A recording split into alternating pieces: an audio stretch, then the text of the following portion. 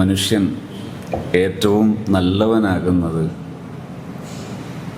അവൻ്റെ അഹ്ല് ഒയ്യാൽ ആശ്രിതർ എന്നും ഒന്നിച്ച് ജീവിക്കുന്ന കുടുംബം അവരുടെ അടുക്കൽ നല്ലവനാകുമ്പോഴാണ് ഒരു മനുഷ്യൻ നല്ലവനാകുന്നത്. കഴിഞ്ഞ ദിവസം ഒരു സഹോദരി എന്നെ വിളിച്ചു. അവർ വളരെയേറെ വിഷമം പറഞ്ഞുകൊണ്ടിരിക്കുകയാണ്, കുറേ കരയുന്നുണ്ട്. എന്താണ് അവർക്ക് പറയാനുള്ള പരാതി? അദ്ദേഹത്തിൻ്റെ ഹസ്ബൻഡ്, ഭർത്താവ്, അവരുടെ ചില സ്വഭാവ ദൂഷ്യങ്ങളെക്കുറിച്ചും പ്രയാസങ്ങളെക്കുറിച്ചുമൊക്കെ പറയാനാണ് അവർ വിളിക്കുന്നത്. അവർ കുറേ വിഷമം പറഞ്ഞു. ഭർത്താവ് വിദേശത്താണ്. അവർ എപ്പോഴും മറ്റൊരു ഗേൾ ഫ്രണ്ടിൻ്റെ കൂടെ സെൽഫി എടുത്ത് അത് പ്രൊഫൈലിൽ വെക്കുന്നു. അത് കണ്ടപ്പോൾ എനിക്ക് ഭയങ്കര വിഷമമായപ്പോൾ ഞാൻ അവിടെ അദ്ദേഹം ജോലി ചെയ്യുന്ന ആ ഒരു അതോറിറ്റിയെ വിളിച്ചു, അവിടുത്തെ മുദീറിനെ വിളിച്ചു, പരാതി പറഞ്ഞു. അവരെ തിരിച്ച് നാട്ടിലേക്ക് എത്തിക്കാൻ വേണ്ടി അപേക്ഷിച്ചു. എന്നിട്ട് അത് വീണ്ടും അടുത്ത കോംപ്ലിക്കേഷനിലേക്ക്, അടുത്ത സങ്കീർണതയിലേക്ക് പോയിക്കൊണ്ടിരിക്കുകയാണ്. ഭർത്താവിൻ്റെ വീട്ടുകാരും സ്വന്തം വീട്ടുകാരും ഒക്കെ എനിക്കെതിരെ തിരിയുകയാണ് എന്നൊക്കെയാണ് സഹോദരിയുടെ പരിഭവവും വിഷമവും പറയാനുള്ളത്. ആ വിഷമങ്ങളെല്ലാം ഞാനിങ്ങനെ കേട്ടപ്പോൾ എനിക്ക് ഓർമ്മയായത്, ഒരു വർഷം മുമ്പ് ഒരു സ്കൂളിൽ, ഒരു വിദ്യാലയത്തിൽ ട്രെയിനിങ് കൊടുത്തുകൊണ്ടിരിക്കുന്നതിനിടയിൽ ഒരു അധ്യാപകൻ, അദ്ദേഹം പല വിദ്യാർത്ഥികളുടെയും പരാതികൾ പറയുന്ന കൂട്ടത്തിൽ ഒരു വിദ്യാർത്ഥിയുടെ പരാതി പറഞ്ഞപ്പോൾ ഞാൻ അവരോട് പറഞ്ഞു, നിങ്ങൾ ചെയ്യേണ്ടത് അവരുടെ ഫാമിലിയെക്കുറിച്ചൊന്ന് പഠിക്കണം. അപ്പം എന്നോട് പറഞ്ഞു, എനിക്കറിയാം. ഞാൻ ചോദിച്ചു, എന്താണ് ഫാമിലി സിറ്റുവേഷൻ? അങ്ങനെ അവരുടെ ഫാമിലി സിറ്റുവേഷൻ അവർ പറഞ്ഞു. ഫാമിലിയിൽ ഒരുപാട് പ്രശ്നങ്ങളാണ്. ഈ കുട്ടിയുടെ പഠന പിന്നോക്കം ഇങ്ങനെ പറഞ്ഞു വെച്ചപ്പോൾ അവരുടെ ഫാമിലിയിൽ ഇഷ്യൂസ് ഉണ്ട്, നിങ്ങൾ അത് പരിഹരിച്ചാൽ മതി. അപ്പോൾ എന്നോട് ചോദിച്ചു, അതെങ്ങനെയാണ് പരിഹരിക്കുക? അതെന്തേ? അത് 4 മാസത്തിൻ്റെ മേലെയായി ഈ കുട്ടി ഇപ്പോൾ ഇതുപോലെ പ്രശ്നങ്ങളിലേക്ക് പോകാൻ തുടങ്ങിയിട്ട്. അപ്പം എന്തേ? ആ കുട്ടിയുടെ മാതാവ്, അവർ സെപ്പറേറ്റഡ് ആണ്, അല്ലെങ്കിൽ ഇപ്പോൾ രോഗമായി കഴിയാണ്, പലപ്പോഴും പ്രയാസങ്ങളിലാണ്, ഫാമിലി ഇഷ്യൂസ് നേരിടുന്നു. ഇപ്പോൾ എന്താ ഫാമിലി ഇഷ്യൂസ്? ഭർത്താവ് ഒരു അവിഹിതത്തിൽ പിടിക്കപ്പെട്ടതിന് ശേഷം ഭർത്താവുമായി അകന്ന് ജീവിക്കുകയാണ്. പക്ഷേ മുത്തല്ലഖത്തല്ല, ഡൈവോഴ്സ്ഡ് അല്ല. അപ്പോൾ ഇനി എന്ത് എന്നത് ഒരു ചോദ്യചിഹ്നമായി കഴിയാണ്. പല ഒത്തുതീർപ്പ് ശ്രമങ്ങളും പരാജയത്തിലായിട്ട് കഴിയാണ്. ഞാൻ ചോദിച്ചു, അത് പരിഹരിക്കാൻ കഴിയില്ലേ? ഒരുപാട് പരിശ്രമങ്ങൾ, പരിഹാര ശ്രമങ്ങൾ, അത് പരാജയപ്പെട്ട് നിൽക്കുകയാണ്. ഞാൻ അദ്ദേഹത്തോട് പറഞ്ഞു, പരിഹാരം നിങ്ങളോട് അദ്ദേഹം സംസാരിക്കാനും നിങ്ങളോട് കുടുംബ വിഷയങ്ങളൊക്കെ പറയാൻ അവർ റെഡിയാണ്. അത് കുറേ കാലമായിട്ട് നമ്മളെ മാർഗനിർദ്ദേശം സ്വീകരിച്ച് പോകുന്ന നല്ലൊരു ഫാമിലിയാണ്. അപ്പോൾ ഞാൻ പറഞ്ഞു, എന്നാൽ പരിഹാരമുണ്ട്. എന്താ ചെയ്യേണ്ടത്? അവർ തമ്മിൽ കാണാൻ സാധ്യതയുണ്ട്. എന്നാൽ വീട്ടിലേക്ക് വരുന്ന സമയത്ത് നിങ്ങൾ അവരോട് പെരുമാറേണ്ട പെരുമാറ്റങ്ങൾ പഠിപ്പിച്ചു കൊടുക്കണം. എന്താണ് പെരുമാറ്റത്തിൻ്റെ കണ്ടീഷൻ? വീട്ടിൽ വരുന്ന സമയത്ത് അൺകണ്ടീഷണലായി സ്നേഹം ഫീൽ ചെയ്യുന്ന രീതിയിലുള്ള ഒരു 2-3 ആക്ഷനുകൾ. 1, ജസ്റ്റ് ഒന്ന് ഫേസ് ചെയ്യുക. 2, ഒന്ന് പുഞ്ചിരിക്കുക. 3, ഇപ്പോൾ ഇത് വൈഫിനാണ് സംഗതിയെല്ലാം സലാമത്താകേണ്ടത്, വൈഫിൻ്റെ കയ്യിലാണ് ഇപ്പോൾ പ്രയാസമുള്ളതെങ്കിൽ വൈഫിനോടാണ് പറഞ്ഞു കൊടുക്കേണ്ടത്. കാരണം വൈഫാണ് ഇദ്ദേഹത്തെ ആശ്രയിക്കുന്നത് ആസ് എ പാരൻറ്റ്, രക്ഷിതാവ് എന്നുള്ള നിലക്ക്. അപ്പോൾ അവർക്ക് അടുത്ത പരിഹാരം എന്താ പറയേണ്ടത്? നിങ്ങൾ അവർ വരുമ്പോൾ ജസ്റ്റ് ഒരു വെൽക്കം ഡ്രിങ്ക് കൊടുക്കുമ്പോൾ അത് സന്തോഷത്തോടെ കൊടുക്കുക ഫസ്റ്റ് വരുന്ന സമയത്ത്. ഓക്കെ. അപ്പം അദ്ദേഹം എന്നോട് ചോദിച്ചു, ഇത് പറയുമ്പോൾ അവർ സ്വാഭാവികമായിട്ടും ചോദിക്കൂലേ, പ്രശ്നം എൻ്റെ പക്ഷത്തല്ലല്ലോ, ഭർത്താവിൻ്റെ പക്ഷത്തല്ലേ, എന്നിട്ട് ഞാൻ പിന്നെ ഇങ്ങനെ പെരുമാറുകയാണോ വേണ്ടത്? സ്വാഭാവികമായും ചോദിക്കും. അപ്പോൾ അതിനെന്താ പരിഹാരം? നിങ്ങൾക്ക് പരിഹാരമാണോ വേണ്ടത്? നിങ്ങളുടെ മുമ്പിൽ 2 തരം ലൈഫുണ്ട്. ഒന്ന്, ഇതുപോലെ വിഷമിച്ച് കഴിയുക. നിങ്ങളുടെ കുഞ്ഞ് വിഷമിക്കുന്നു, നിങ്ങൾ വിഷമിക്കുന്നു, ഇങ്ങനെ വിഷമിച്ച് കാരണങ്ങൾ പറഞ്ഞ് പരിഭവങ്ങൾ പറഞ്ഞ് ഇങ്ങനെ ജീവിക്കാം. അതല്ലെങ്കിൽ പരിഹാരത്തിലൂടെ പോകാം. പരിഹാരത്തിൽ പോകാൻ നിങ്ങൾ സന്നദ്ധമാണെങ്കിൽ ഇത്രയും സിമ്പിളാണ്. ഞാനിപ്പോൾ പറഞ്ഞ ഐറ്റംസ് നിങ്ങൾ ശ്രദ്ധിച്ചില്ലേ? വളരെ സിമ്പിളായ പരിഹാരം. അപ്പോൾ അദ്ദേഹം പറഞ്ഞു, എന്നാൽ ഞാൻ അങ്ങനെ പറഞ്ഞു നോക്കാം. അങ്ങനെ പറഞ്ഞു നോക്കി. രണ്ടാമത്തെ ആഴ്ച അദ്ദേഹം സെഷനിലിരിക്കുമ്പോൾ, ട്രെയിനിങ് സെഷനിലിരിക്കുമ്പോൾ അദ്ദേഹം പറഞ്ഞു, ഉസ്താദ് ഒരു വലിയ അത്ഭുതം പറയാനുണ്ട്. എന്താ? നിങ്ങൾ പറഞ്ഞതുപോലെ ആദ്യം ഞാൻ പറയുമ്പോൾ ഈ സഹോദരി ചോദിച്ചു, എൻ്റെ അടുത്ത് അല്ലല്ലോ, കുറ്റങ്ങളൊക്കെ മറുവശത്തല്ലേ, എന്നിട്ട് ഞാൻ പിന്നെയും കോംപ്രമൈസ് ചെയ്യണോ? അപ്പോൾ അദ്ദേഹം പറഞ്ഞതുപോലെ തന്നെ പറഞ്ഞു, നിങ്ങൾക്ക് കോംപ്രമൈസ് ചെയ്യാനൊന്നും ഞാൻ നിർബന്ധിക്കൂല. നിങ്ങൾക്ക് മുമ്പിൽ 2 തരം ലൈഫുണ്ട്. ഒന്ന്, ഇങ്ങനെ വിഷമിച്ചു പോകാം, നിങ്ങൾ വിഷമിക്കുന്നു, മക്കൾ വിഷമിക്കുന്നു, ഇങ്ങനെ പോകാം. രണ്ടാമത്തത്, ഇങ്ങനെയും പോകാം. അപ്പോൾ പറഞ്ഞപ്പോൾ സഹോദരി പറഞ്ഞു, ഞാൻ അങ്ങനെ ചെയ്യാം. അങ്ങനെ ചെയ്തു. ഒരു 3-4 ദിവസമായപ്പോൾ ഈ ഹസ്ബൻഡ്, അഥവാ ഇത്രയും കാലം പല മധ്യസ്ഥ ശ്രമങ്ങളും പരാജയപ്പെട്ട് നടക്കുന്ന ഈ ഭർത്താവ് തൻ്റെ കീഴിൽ വന്ന് തന്നോട് കരഞ്ഞുകൊണ്ട് മാപ്പ് പറയുന്നു. അതുപോലെ നേരത്തെ എല്ലാ ശ്രമവും നടത്തിയിട്ട് മാപ്പ് പറയുന്നതിന് പകരം വീണ്ടും ഹുങ്കിൻ്റെ ഭാഷ, അഹന്തയുടെ ഭാഷ സ്വീകരിച്ച അതേ മനുഷ്യൻ അദ്ദേഹത്തോട്, ഈ സഹോദരിയോട് മാപ്പ് പറയുന്നു. എൻ്റെ അടുത്ത് അബദ്ധം പറ്റിപ്പോയതാണ്, ഇനി ഉണ്ടാകൂല എന്ന് പറയുന്നു. രണ്ടാളും സന്തോഷത്തോടെ ജീവിക്കുന്നു. ഈ സഹോദരിയുടെ കരച്ചിലെല്ലാം കേട്ടപ്പോൾ എനിക്ക് ഓർമ്മ വന്നത് ഈ ഒരു സംഭവമാണ്. ഇവിടെ സഹോദരിയായാലും സഹോദരനായാലും ഭാര്യയായാലും ഭർത്താവായാലും ജീവിതത്തിൽ പരസ്പരം നല്ലവരാകാൻ വളരെ എളുപ്പമാണ്. കുറേ പണികളൊന്നുമില്ല. അതായത് ഒരു ഭാര്യ എന്ന രീതിയിൽ തൻ്റെ ഭർത്താവിൻ്റെ മുമ്പിൽ ഒരു നല്ല മനുഷ്യനാകാൻ, ഇനി ഭർത്താവ് എന്ന നിലയിൽ ഭാര്യയുടെ മുമ്പിൽ നല്ലവനാകാനും ഇതുപോലെ തന്നെയാണ്. നബി സല്ലല്ലാഹു അലൈഹി വസല്ലം തങ്ങൾ പറഞ്ഞത് കാണാം, പഠിപ്പിച്ചത് കാണാം. ഒരു ഭാര്യയുടെ മുമ്പിൽ പരാജയപ്പെടാൻ സന്നദ്ധനാകുന്ന ഒരു ഭർത്താവ്, എന്നിട്ട് സൽസ്വഭാവം പ്രകടിപ്പിക്കാൻ സന്നദ്ധമാകുന്നവൻ, അവനാണ് ഏറ്റവും ഉത്തമൻ. അങ്ങനൊരു മനുഷ്യനാകുന്നതാണ് ആരേക്കാൾ, ദുസ്വഭാവം കൊണ്ട് ഭാര്യയെ അതിജയിക്കുന്ന ഒരു പുരുഷനേക്കാൾ മഹത്വമുള്ളവനും യോഗ്യതയുള്ളവനും അവനാണ്.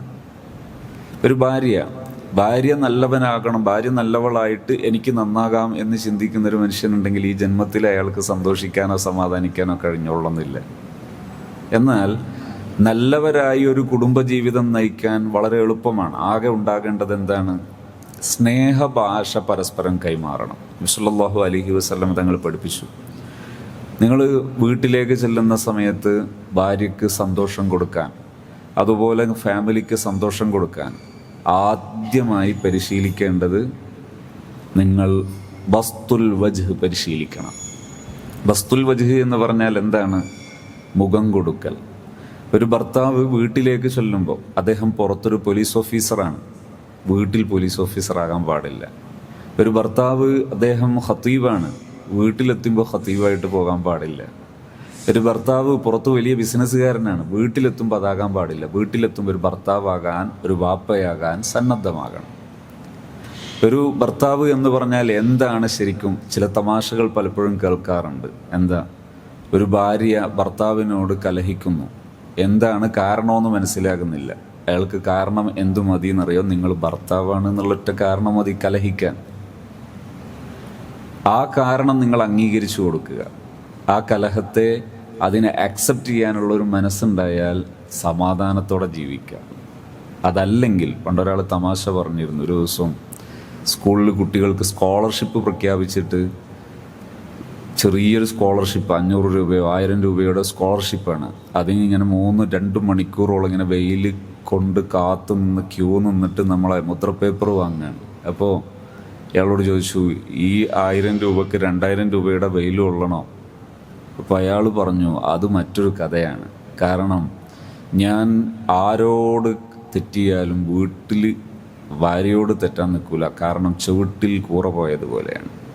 ചുവട്ടിൽ കൂറ പോയിട്ടുണ്ട് ആരുടെയെങ്കിലും, ഉറുമ്പ് പോയാൽ അറിയേണ്ട സുഖം, പിന്നെ കൂറ പോയാൽ പറയേണ്ടതുണ്ട്. അപ്പോൾ അതുപോലെയാണ്. പിന്നെ അതിൻ്റെ അസ്വസ്ഥത മാറൂല, ഒഴിവാകൂലല്ലോ. വേറെ എവിടെയും പോയിട്ടിട്ട് ഇരുന്ന് തീർക്കാനും പറ്റൂലല്ലോ, ഇത് കഴിഞ്ഞ് ഇവിടെ തന്നെ ആശ്രയിക്കണ്ടേ. അതുകൊണ്ട് അവിടെ നല്ലവനാകാൻ ഒരാൾ പരിശീലിച്ചാൽ ജന്മം സന്തോഷത്തോടെ ജീവിക്കാം. നമ്മൾ അവിടെ നല്ലവനാകലാണ് ഏറ്റവും വലിയ ടാസ്ക്. ഇത് വലിയ കടമ്പകളൊന്നുമല്ല, കഴിയാത്തതല്ല. പക്ഷേ നമ്മുടെ തലയിലെ ഒരു കനം മാറ്റി വെച്ചിട്ട് അവിടെ പെരുമാറാൻ മാത്രം പഠിച്ചാൽ മതി. അതിൽ ഒരു ഭാര്യയുടെ അടുത്ത് പെരുമാറുമ്പോൾ ശ്രദ്ധിക്കേണ്ട കാര്യങ്ങളിൽ ഒന്ന്, നമ്മൾ വീട്ടിലൊക്കെ ചെല്ലുമ്പോൾ ഒന്ന് സലാം പറയാൻ. ഒന്ന് മുസാഫഹത്ത് ചെയ്യുക, സാഹചര്യം അനുകൂലമാണെങ്കിൽ ഹഗ് ചെയ്യുക. ഇതൊരു ബെസ്റ്റ് പോസിറ്റീവാണ്, വളരെ പെട്ടെന്ന് കഴിയും. പിന്നെ പൊതുവെ ഭാര്യമാരെ പറ്റി അവരുടെ ലാംഗ്വേജ് മനസ്സിലാക്കുക. എന്താണ് അവരുടെ ലാംഗ്വേജ്? അവർക്ക് കുറേ പറയാനുണ്ടാകും. ആ പറയുന്ന സമയത്ത് അത് കേട്ടാൽ മതി. എന്താണ് കേൾക്കുക എന്ന് പറഞ്ഞാൽ? ഞാൻ ചെറിയൊരു ഉദാഹരണം പറഞ്ഞാൽ വേഗം മനസ്സിലാകും. Active listening. നബി സല്ലല്ലാഹു അലൈഹി വസല്ലം തങ്ങൾ പഠിപ്പിച്ച ഏറ്റവും നല്ല സ്വഭാവമാണത്. ഒരു ഭാര്യ ഒരു പുറത്തൊരു ജോലിക്ക് പോകുന്ന, ഒരു ഓഫീസ് ജോലിക്ക് പോകുന്ന ഭാര്യയാണെന്ന് സങ്കല്പിക്കുക. ഭർത്താവ് മറ്റൊരു ജോലിക്ക് പോകുന്നു. ഞായറാഴ്ചയാണ് ഒഴിവുള്ള ദിവസം ഞായറാഴ്ച നാസ കഴിക്കാൻ ഇരുന്ന് നോക്കുമ്പോൾ രണ്ടാൾ ഒന്നിച്ചാണ് നാസ കഴിക്കുക. ഈ ഭാര്യ പറയാണ്, ആ മാനേജർ തീരെ ശരിയില്ല. കാരണം അദ്ദേഹം എന്നും എന്നെ എന്നും എന്നെ പണിഷ് ചെയ്യാണ്, എന്നും എന്നെ ഇങ്ങനെ ശകാരിക്കുകയാണ്, ഷൗട്ട് ചെയ്യാണ്, അല്ലെങ്കിൽ എന്നും എന്നോട് ഇങ്ങനെ മോശമായി പെരുമാറാണ്. എന്തിനാണ് മോശമായി പെരുമാറുന്നത്? ആകെ അരമണിക്കൂർ വൈകിയതിന് ഇങ്ങനെ പറയണം. അപ്പോൾ ഈ ഹസ്ബൻഡ് വിചാരിച്ചു, ഇതിനിപ്പോൾ അയാളോട് അരമണിക്കൂർ വൈകിയതിന് നിങ്ങളൊന്നും പറയണ്ടെന്ന് പറയലൊരു പോസിബിൾ അല്ലല്ലോ. അരമണിക്കൂർ വൈകിയാൽ സാരമില്ല എന്ന് പറയാൻ പറ്റൂലല്ലോ, ഓണറല്ലല്ലോ. പിന്നെയുള്ള പരിഹാരം എന്താ? ഇവളോട് പറയും, ഒരു കാര്യം ചെയ്യും, ഞാൻ കൂടെ ഹെൽപ്പ് ചെയ്ത് തരാം, നീ നേരത്തെ ഇറങ്ങിക്കോ. ഇത് പറഞ്ഞപ്പോൾ ഇവള് പറയാണ്, അല്ലെങ്കിലും കുറേ ദിവസമായിട്ട് ഞാനിങ്ങനെ നോക്കുക, നിങ്ങൾക്ക് എന്നൊരു പറ്റായ്മ ഉണ്ട്, നിങ്ങൾക്കിപ്പോൾ അയാളെ വശത്തങ്ങളല്ലേ. ഇയാൾ കരുതിയത് എന്താണ്? എന്നാൽ പിന്നെ മസുലഹത്തായിക്കോട്ടെ, അടുത്ത ആഴ്ച മുതൽ ഈ പരാതി കേൾക്കാതെ എൻ്റെ ഭാര്യ ഒന്ന് രക്ഷപ്പെടട്ടെ എന്നാണ്. ഇതിന് കേൾവി എന്ന് പറയൂല. കേൾവി എന്താ? ഭാര്യ ഇത് പറയുമ്പോൾ, ഓ അങ്ങനെയല്ലേ, ഈ ഒരാഴ്ചയും നിന്നെ ചീത്ത വിളിച്ചു, ഓ അങ്ങനെയാണ്, ഇത് പറഞ്ഞ അത്ര മതി. എന്ത്? അതായത് ആ പറയുന്നതിനെ ആക്റ്റീവായി ഒന്ന് കേട്ടാൽ മതി. അങ്ങനെ പറഞ്ഞൂലേ, എല്ലാ ദിവസവും പറയലുണ്ടല്ലേ, അതന്നെ, അത്രേ ആവശ്യമുള്ളൂ. വേണമെങ്കിൽ എന്ത് ചോദിക്കാന്നറിയോ? ഇനി നമ്മൾ എന്താ ചെയ്യുന്നതെന്ന് ചോദിച്ചാൽ മതി, ഞാൻ എന്താ ചെയ്തു തരേണ്ടതെന്ന് ചോദിച്ചാൽ മതി. അവിടെ എന്ത് ചെയ്യരുത്? അങ്ങോട്ട് പരിഹാരം പറയാൻ പോകരുത്. ഭാര്യ പറയാണ്, രാത്രി കിടക്കാൻ നേരത്ത്, ഇപ്പോൾ കുറേ ദിവസമായിട്ട് അയൽവാസിയോള് തീരെ ശരിയില്ല, ഞാനൊരു മീൻ കഴുകിയ വെള്ളം ഒന്ന് അപ്പുറം മറിച്ചതിന് അവൾ പറയുന്നത് ഇനി ഇവിടെ മറിക്കരുത്, നാറിയിട്ട് പറഞ്ഞതാ. അപ്പോൾ അതിന് പരാതി പറയാണെന്ത്? അവൾ പറഞ്ഞു കളഞ്ഞു എന്ന്. നമ്മൾ മീൻ വെള്ളം അങ്ങോട്ട് മറിച്ചതല്ല പ്രശ്നം, പിന്നെ ആ നാറ്റുണ്ട് എന്ന്, മീൻ വെള്ളത്തിന് നാറ്റുണ്ട് എന്ന് പറഞ്ഞതാണ് പ്രശ്നം. അപ്പോൾ സ്വാഭാവികമായിട്ടും അവിടെ എന്ത് ചെയ്യരുത്? മസുലത്താക്കാൻ പോകരുത്. പിന്നെ എന്താ ചെയ്യേണ്ടത്? കേട്ടാൽ മതി. കേട്ടാൽ സ്വസ്ഥമായിട്ട് ഉറങ്ങാം, അല്ലെങ്കിൽ ആ ഉറക്കും കൂടെ അങ്ങോട്ട് പോയി കിട്ടും. അപ്പോൾ ഏറ്റവും നല്ല പരിഹാരം എന്താണ്? നല്ലൊരു കേൾവിക്കാരനാവുക. ഈ കേൾവിക്കാരനാകുന്നതിൻ്റെ റൂട്ടാണ് അവർ പറയുന്നതിന് ശ്രദ്ധയോടെ പക്ഷം നിന്ന് കേൾക്കുക, അഥവാ പറയുന്ന ആളുടെ intention based listening. Intention based listening എന്ന് പറഞ്ഞാൽ അയാൾ എന്തിനാ പറയുന്നത് അത് കേൾക്കുക. അയാൾ എന്തിനാ പറയുന്നതെന്നറിയോ? എനിക്കിങ്ങനെ എൻ്റെ ഒരു കുറ്റം കേട്ട, അല്ലെങ്കിൽ ഒരു പരാതി കേട്ട, ഒരു പരിഭവം പറയാനുണ്ട്, അത് നിങ്ങളൊന്ന് കേൾക്കണമെന്നേ ഉള്ളൂ, അത് കേട്ടാൽ മതി. എന്നാൽ അവിടെ നിന്ന് അങ്ങോട്ട് നല്ല റാഹത്തായിട്ട് അതിൻ്റെ ബാക്കി കാര്യങ്ങളൊക്കെ ചെയ്ത് മുന്നോട്ട് പോകാൻ പറ്റും. ഒരു ഹസ്ബൻഡ് എന്നുള്ള നിലയിൽ സൽസ്വഭാവം എന്ന് പറയുന്നത് എത്തി നിൽക്കുന്നത്, ഒന്നാമത്തെ പോയിന്റ് ലിസണിങ്ങിന് കഴിയുക. ഇതിന് പുറം ലോകത്ത് ഇപ്പോൾ ഏറ്റവും അറിയപ്പെട്ട, അപ്ഡേറ്റഡ് സൈക്കോളജിയിലൊക്കെ അറിയപ്പെട്ട ഒരു സംജ്ഞയുണ്ട്. അതെന്താണ്? The 5 love language. നബി സല്ലല്ലാഹു അലൈഹി വസല്ലം തങ്ങൾ പഠിപ്പിച്ച സ്നേഹത്തെ പുതിയ ലോകം പരീക്ഷണാർത്ഥം ഉപയോഗിച്ച് വിളിച്ച സ്നേഹഭാഷകളിൽ ഒന്നാണ് ആക്റ്റീവ് ലിസണിങ്, അല്ലെങ്കിൽ ക്വാളിറ്റി ടൈം എന്ന് പറയാം. ഈ ക്വാളിറ്റി ടൈം ഒരു ബെസ്റ്റ് സ്നേഹഭാഷയാണ്. ഇത് തിരിച്ച് ഭാര്യമാരും മനസ്സിലാക്കണം. കാരണം എൻ്റെ ഈ ശബ്ദം കേൾക്കുന്നവരിൽ ഞാൻ പരിഗണിക്കുന്നൊരു വിഭാഗമാണ്. പലരും ഈ വിളിക്കുന്നവർ അവരുടെ പരിഭവങ്ങൾ, അവരുടെ വേദനകൾ, അവരുടെ വിഷമങ്ങൾ പറഞ്ഞുകൊണ്ടിരിക്കുകയാണ്. ഈ വിഷമത്തിൻ്റെ ഒന്നാം ഘട്ട പരിഹാരം അവരും പഠിക്കണം, ഈ ലിസണിങ്. എന്താണ് ലിസണിങ്? ഹസ്ബൻഡ് പറയാണ്, എന്താ ഇന്ന് നമുക്ക് പുറത്തു പോകാമല്ലേ? പുറത്തു പോകാമെന്ന് പറയുന്ന സമയത്ത് ഇവരെന്താ പറയുക? അതിന് ജസ്റ്റ് ക്രോസ് പറയും. എന്നാലും പുറത്തു പോകാൻ ഇഷ്ടപ്പെടുന്നുണ്ടാവുകയും ചെയ്യും. ഇന്ന് ഞാൻ വരുമ്പോൾ എന്തെങ്കിലും ഒരു പലഹാരം വാങ്ങട്ടെ, എന്നാൽ ആ സമയത്ത് വേണമെന്ന് പറയൂല, വേണമെന്ന് ഉദ്ദേശിക്കും. വേണമെന്ന് പറയൂല, പക്ഷെ വേണമെന്ന് ഉദ്ദേശിക്കും. ഇത് അവരുടെ ഒരു പ്രകൃതമാണ്. പകരം ആ പറയുന്നതൊന്ന് കേട്ട് അതിനനുകൂലിച്ച് പറയേണ്ട മറുപടി ഉണ്ടെങ്കിൽ, പറയുന്നൊരു സ്വഭാവം ഉണ്ടെങ്കിൽ അത് ലിസണിങ് ആണ്. ലിസണിങ്ങിൽ ഇല്ലെങ്കിലുള്ള പ്രശ്നം എന്താ? ഒരു ദിവസം ഞാൻ ഇതുപോലൊരു ക്ലാസ് എടുത്ത് വന്നപ്പോൾ ആ സ്ഥലത്ത് തുടർച്ചയായി 3 ദിവസം പരിപാടി ഉണ്ടായിരുന്നു. 2ാമത്തെ ദിവസം ഒരു ഫോൺ കോൾ. ആ ഫോൺ കോളിൽ ഒരു സഹോദരി എന്നോട് പറഞ്ഞു, ഉസ്താദേ നാളെ നിങ്ങൾ ക്ലാസ്സിന് വരും, നിങ്ങൾ ദയവായിട്ട് ഒരു കാര്യം പറയണം. എന്താ? ഹസ്ബൻഡ് 6 മാസത്തേക്ക് വരുന്നതാ. അങ്ങനെ വന്നാൽ 6 മാസത്തേക്ക് 20 ദിവസമാണ് വരിക. ഈ 20 ദിവസം വന്നാൽ 20 ദിവസവും 1 മണി 2 മണിയൊക്കെ പള്ളീൻ്റെ അടുത്തുള്ള ആ ഷോപ്പിൽ ഇവരിരുന്ന് വർത്താനം പറയുക ചെയ്യുക. അതുകൊണ്ട് അതൊന്നും ഉസ്താദ് പറയണം. അപ്പം എന്താ പ്രശ്നം? ഈ 2 മണി വരെ 3 മണി വരെയൊക്കെ പള്ളീൻ്റെ അടുത്തുള്ള ഷോപ്പിൽ ഇവർ നിൽക്കാനുള്ള കാരണം എന്താ അറിയോ? സ്വസ്ഥമായി ഉറങ്ങണമെങ്കിൽ ഭാര്യ ഉറങ്ങിയിട്ട് വരണം, എന്നാലേ സ്വസ്ഥമായി ഉറങ്ങാൻ കഴിയൂ. അതുകൊണ്ടാണ് അവിടെ നിൽക്കുന്നത്. അതായത് വരുന്നൊരു സമയത്ത് അവരുടെ പക്ഷം നിന്ന് കേൾക്കുന്നൊരു സ്വഭാവമുണ്ടെങ്കിൽ തീർച്ചയായും നേരത്തെ എത്തും. ഏതൊരു മനുഷ്യൻ, മക്കളായാലും ഭർത്താവായാലും, പുരുഷൻ പൊതുവെ നേരത്തെ വീട്ടിലെത്താൻ സഹോദരിമാർ സ്വീകരിക്കേണ്ട സമീപനം കേൾക്കുന്ന സ്വഭാവം ഉണ്ടാകണം പരസ്പരം. അതായത് ഈ പുരുഷൻ പറയുന്നൊരു അഭിപ്രായത്തെ കേൾക്കുക. എന്തു പറയുമ്പോഴും ക്രോസ് ചെയ്ത് പറഞ്ഞതിന് ശേഷം പിന്നീടത് കേൾക്കിട്ട് കാര്യമില്ല.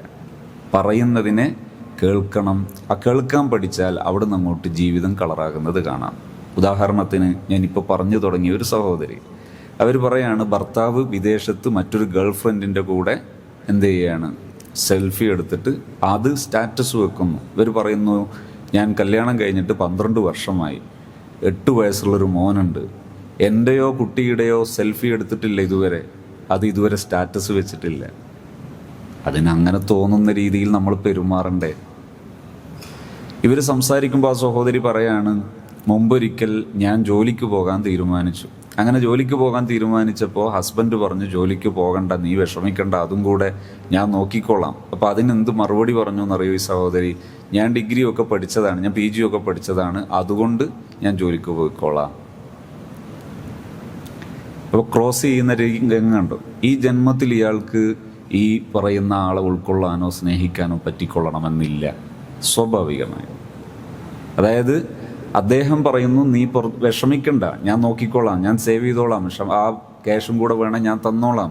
ആ സമയത്ത് ഇവർ പറയുന്നു, ഞാൻ PG പഠിച്ചതല്ലേ, ഞാൻ പോയിക്കോളാം എന്ന് പറയുമ്പോൾ പ്രയാസം എവിടെയാ? കുഞ്ഞുണ്ട്, ഈ കുഞ്ഞിനെ നോക്കാൻ ഉമ്മാക്ക് വയ്യ.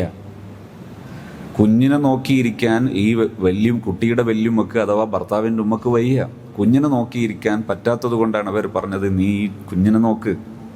കാരണം എന്താ? അതൊരു വലിയൊരു സംഭവമാണ്. ഈ അടുത്തൊരിക്കൽ ഒരു ടീച്ചർ, ആ ടീച്ചർ വലിയൊരു പരാതി പറഞ്ഞു, ഒരു വിഷമം പറഞ്ഞു. എന്താ വിഷമം എന്നറിയോ? 3-4 വയസ്സുള്ള കുട്ടി വല്ലാതെ സ്വഭാവദൂഷ്യം, ഭയങ്കര മറ്റുള്ളവരെയൊക്കെ ആക്രമിക്കുക, വലിയ വിഷമം.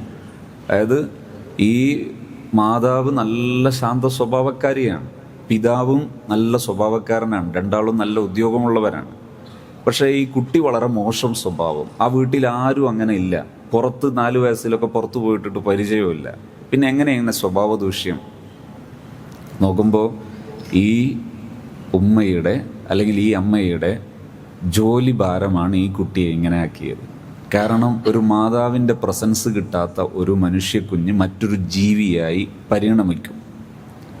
സ്വഭാവത്തിലും പെരുമാറ്റത്തിലും എല്ലാം മറ്റൊരു ജീവിയായി പരിണമിക്കും. അവിടെ ഈ കുട്ടിക്ക് മാതാവിൻ്റെ പ്രസൻസിന് പകരം നിങ്ങൾ എത്ര വലിയ ഉദ്യോഗം നിർവഹിച്ചിട്ട് എത്ര കോടികൾ ചെയ്തെടുത്തിട്ട് ഒരു കാര്യമില്ല. നിങ്ങളുടെ ഏറ്റവും വലിയ പ്രൊഫഷൻ എന്ന് പറയുന്നത് ആ കുട്ടിക്ക് മാതൃത്വം പകർന്നു നൽകുക ജീവിതം കൊണ്ട് എന്നതാണ്. അപ്പോൾ ഞാൻ പറഞ്ഞത്, ആ സഹോദരി അവിടെ എങ്ങാനും അയാളെ കേട്ടു എങ്കിൽ ആ പ്രശ്നം എളുപ്പം പരിഹാരമാകുന്നത് കാണാം. ഞാൻ മറ്റൊരു സംഭവം പറഞ്ഞാൽ അത് എളുപ്പം മനസ്സിലാകും. ഒരിക്കൽ ഒരു കല്യാണം, ഞാനൊരു തൃശ്ശൂർ ഭാഗത്ത് ഇങ്ങനെ ഒരു യാത്ര കഴിഞ്ഞ് വരുമ്പോൾ അയാൾ എന്നോടൊരു അനുഭവം പറഞ്ഞു. ഉസ്താദേ, ഈ ഓഡിറ്റോറിയം കണ്ടോ? ആ ഓഡിറ്റോറിയം കാണിച്ചിട്ട് എന്നോട് പറഞ്ഞു, കഴിഞ്ഞ ദിവസം ഇവിടെ ഒരു കല്യാണം നടക്കുകയും പിരിയലും ഒന്നിച്ച് നടന്നു എന്ന് പറഞ്ഞു. കല്യാണം നടക്കലും കല്യാണം പിരിയലും ഒന്നിച്ച് നടന്നു. അപ്പം എന്തേ സംഭവം എന്ന് ചോദിച്ചു. അത് ഈ പുതിയ പെണ്ണ് മണ്ഡപത്തിലേക്ക് വരുമ്പോൾ ധരിക്കേണ്ട പുതിയ വസ്ത്രം, അഥവാ കല്യാണ തലേന്നിടാനൊരു വസ്ത്രം, കല്യാണത്തിൻ്റെ രാവിലെ ഇടാനൊരു വസ്ത്രം, മണ്ഡപത്തിലേക്ക് വരാനൊരു വസ്ത്രം. ഈ മണ്ഡപത്തിലേക്ക് വരുമ്പോൾ ഇടുന്ന ഡ്രസ്സ്, അത് ഈ മണ്ഡപത്തിൻ്റെ അടുത്തൊരു വീടുണ്ട്, അവിടെ നിന്ന് മാറിയിട്ട് പോകാം എന്ന് ഹസ്ബൻഡ് അഭിപ്രായപ്പെട്ടു. കാരണം ഈ വസ്ത്രവും കൊണ്ട് ഈ വീട്ടിലേക്ക് നേരത്തെ ചെന്നാൽ ഒരുപാട് സമയം യാത്ര വേണം, വലിയ ട്രാഫിക് ബ്ലോക്ക് ഉണ്ട്, അങ്ങനെ കുറേ പ്രശ്നങ്ങളുണ്ട്. അത് പരിഹരിക്കാൻ വേണ്ടി എന്ത് ചെയ്തു എന്നറിയാം? ഇദ്ദേഹം പറഞ്ഞു, നമുക്ക് മണ്ഡപത്തിലേക്ക് പോകുമ്പോഴുള്ള വസ്ത്രം ഇവിടെ എത്തിയിട്ട് ധരിക്കാം. അപ്പോൾ ഇവള് പറഞ്ഞു, എൻ്റെ കല്യാണത്തിന് വസ്ത്രം എപ്പോൾ ധരിക്കേണ്ടതെന്നുള്ളത് അത് ഞാനാണ് അഭിപ്രായം പറയുക, അതുകൊണ്ട് ഡ്രസ്സ് ഇവിടെ എത്തിക്കണം. ഇവനാണെങ്കിലും മഹർ ഒപ്പിച്ച വിഷമവും കല്യാണ മണ്ഡപത്തിൻ്റെ ചിലവൊപ്പിച്ച തിരക്കും ഇതെല്ലാം കൂടി ഒന്നിച്ചുള്ള സമയത്ത് ഇതും കൂടെ കേട്ടപ്പോൾ ഇവൻ പറഞ്ഞു, അങ്ങനെ ഒരു അഭിപ്രായം കേൾക്കാൻ മനസ്സില്ലാത്തതായിട്ട് ജീവിതം തുടങ്ങണ്ട, ഇവളും വെച്ച് പിരിയാം. തലേന്ന് നടന്ന നിക്കാഹ് മണ്ഡപത്തിലെത്തുന്നതിൻ്റെ മുമ്പ് രണ്ടു കൂട്ടരും പിരിഞ്ഞു. രണ്ടു കൂട്ടർ സ്പോട്ടിൽ പിരിഞ്ഞു. എന്നാൽ അവിടെ ഒരു സൊല്യൂഷൻ ഉണ്ടായിരുന്നു. എന്താ? ഹസ്ബൻഡ് എനിക്ക് പുതിയ ഡ്രസ്സ് ഇവിടെ വാങ്ങി കൊടുത്തയച്ചിട്ടുണ്ട്, ഇനി അവിടെ ഉള്ളാനുള്ള ഡ്രസ്സും വാങ്ങി വെച്ചിട്ടുണ്ട്. അയാൾ ഇത്രയും യാത്ര ചെയ്തിട്ട് ആ യാത്രാ സങ്കീർണത മാറ്റിവെക്കാൻ വേണ്ടി ഒരു അഭിപ്രായം പറഞ്ഞതല്ലേ, ഞങ്ങൾ ഒന്നിച്ച് ജീവിക്കാനുള്ളതല്ലേ. ആ സൗകര്യത്തിന് വേണ്ടി ഞാനത് സ്വീകരിക്കാൻ, ഞാൻ അതിനെ ഫ്ലെക്സിബിളാകാൻ, അതായത് സന്ദർഭോചിതമായി പെരുമാറാൻ ഞാൻ സന്നദ്ധമാണ്, എനിക്ക് കുഴപ്പമില്ല എന്നെങ്ങാനും പറഞ്ഞിരുന്നെങ്കിൽ ഇദ്ദേഹം എന്താണ് ചിന്തിക്കാന്നറിയോ? അവൾക്ക് അങ്ങനെ ഒരു ആഗ്രഹം ഉണ്ടായിരുന്നുവെങ്കിൽ യാത്ര കുറച്ച് കൂടിയാലും കുഴപ്പമില്ല, അവിടെ എത്തിച്ചു കൊടുക്കാമെന്ന് ഇയാളും ചിന്തിക്കും. ഇത്ര എളുപ്പമാണ് കേൾക്കലുണ്ടായിരുന്നെങ്കിൽ. കേൾക്കലുണ്ടായിരുന്നാൽ രണ്ടു കൂട്ടർക്കും എളുപ്പമുള്ള പരിപാടിയാണത്.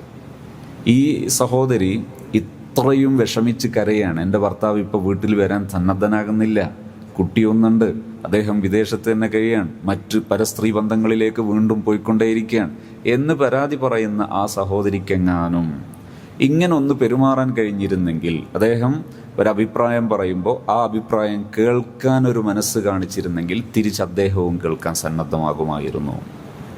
ഇവിടെയാണ് റസൂലുള്ളാഹി സ്വല്ലല്ലാഹു അലൈഹി വസല്ലം തങ്ങൾ പഠിപ്പിച്ച ഒരു വീട്ടിലെത്തുന്ന സമയത്തൊരു മനുഷ്യൻ നന്നാവുക എന്നതിൻ്റെ പ്രാധാന്യവും വലുപ്പവും നമുക്ക് മനസ്സിലാകുന്നത്, അതിൻ്റെ ഗൗരവം നമുക്ക് മനസ്സിലാകുന്നത്.